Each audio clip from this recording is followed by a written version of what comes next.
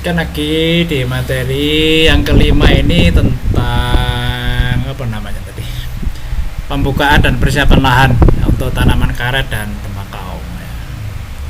Kita mulai yang ke karet dulu. Kalau tanaman karet yang pernah saya tahu, pernah ikut menanam di Sumatera itu lama sekali, kan berapa itu memang ini apa namanya, tanahnya harus asamnya itu harus hilang dulu ya. Di Sumatera, Kalimantan itu tanahnya kan tanah gambut, jadi ya, asamnya itu dihilangkan dulu dengan menggunakan CaCO3 atau kalsium karbonat. Nah, kenapa itu harus dihilangkan asamnya itu? Karena akar tanaman karet atau bahkan tembakau itu tidak bisa masuk. Nah, di ujung akar itu ada namanya rhizopor. Rhizopor itu bakteri rhizopor sama bakteri N, bakteri nitrogen. Itu berfungsi untuk menghirup atau menyedot unsur hara di tanah yang dibawa ke atas untuk mengembangkan batang, untuk mengembangkan daun, untuk mengembangkan yang lain.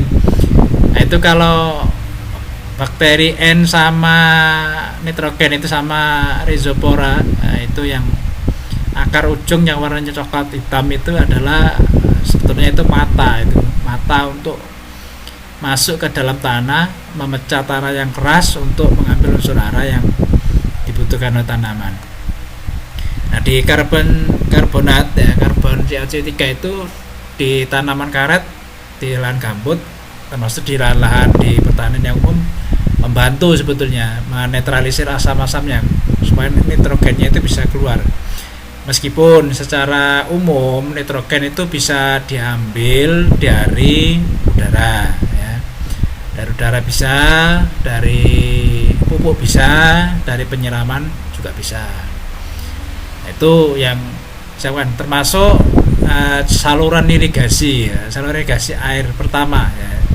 Jadi irigasi awal ini harus disiapkan juga, karena biasanya nanam karet itu menjelang musim hujan. Karena apa? Karena luasannya hektarnya banyak. Kalau disiram menggunakan pompa itu butuh waktu berapa lama itu ya.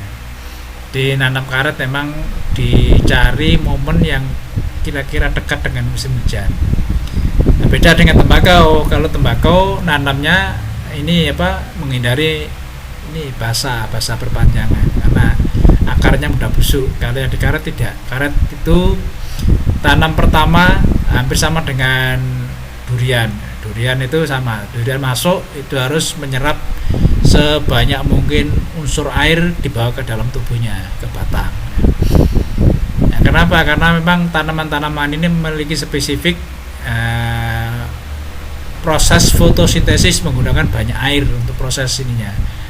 Perubahan NO3-nya itu ketika ambil energi dari matahari jam 9 sampai 10 malam 10 siang itu banyak ngambil situ. Jadi di persiapan lahan yang paling pokok adalah memastikan bahwa tanahnya tidak asam atau masam. Yang kedua, saluran air untuk penanaman itu ada ya. Terus untuk yang lahan, pembersihan lahan ini juga penting. Jadi untuk lahan dari pertanian itu membersihkan bekas akar kayu jati, bekas bonggol kayu mauni, itu juga biayanya cukup besar juga. Karena kalau di Sumatera sawit ya, bekas bonggol sawit yang sudah tua-tua itu alat beratnya sewanya juga mahal ya. Cukup seminggu. Nah, itu per hektarnya. Kalau kemarin saya di Lebak Jabung itu membersihkan bekas bonggol kayu jati mauni itu 1 hektar kemarin untuk tanaman sorghum kemarin itu habis 4 juta itu satu petak isinya 10 hektar.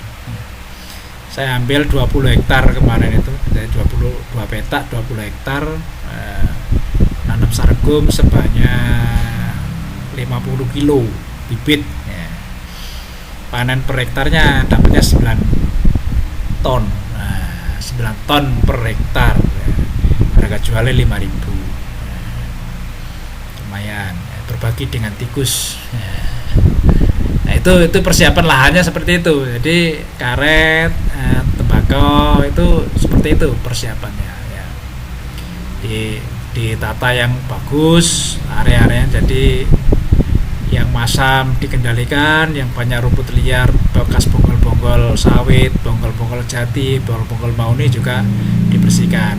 Kenapa? Nanti supaya perakaran tanaman itu bisa meresap bagus di bawah tanah dan mengambil unsur hara sebaik mungkin untuk proses perkembangan selanjutnya. Itu yang saya tahu, seperti itu di lapangan, seperti itu ya. Kalau teorinya banyak